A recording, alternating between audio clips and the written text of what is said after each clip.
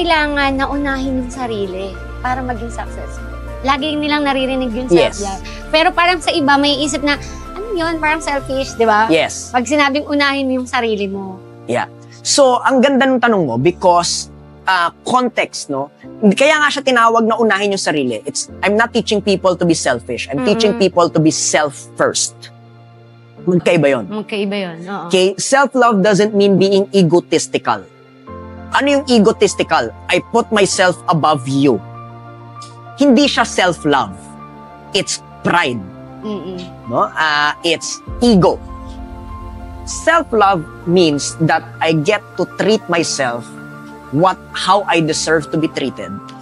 The right amount of forgiveness, of compassion, of patience, of love, so that I feel that within me that I don't lack elsewhere. And because I don't lack, it's easy for me to give it to others. Kaya nga siya self-first. Unahin ko yung sarili para mag-overflow. Okay? It doesn't mean, sabi ko nga, for those people who are talking about, yung iba naman kasi is ang gusto self-denial. The reason why I don't share self-denial is because if you deny yourself of love, how can you give it to others? Because again, sabi nga nila, you cannot pour from an empty cup. You can only give what you have. Okay?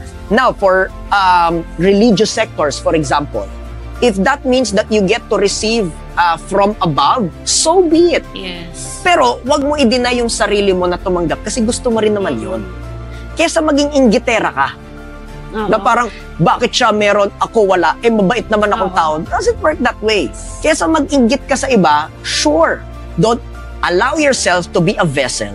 And when it overflows, you bless others with it.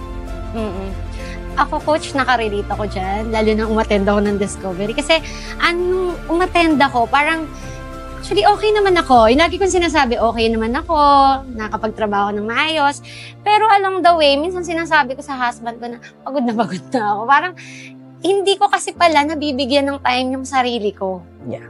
Now, which is, pag nabigyan mo ng time, pag parang minahal mo talaga yung sarili mo, mahal ko naman ang asawa ko, ang family ko. Pero pag binigyan mo ng time ang sarili mo, inuna mo muna bago ka magtrabaho, magiging productive ka. Hindi ka makakaramdam ng pagod.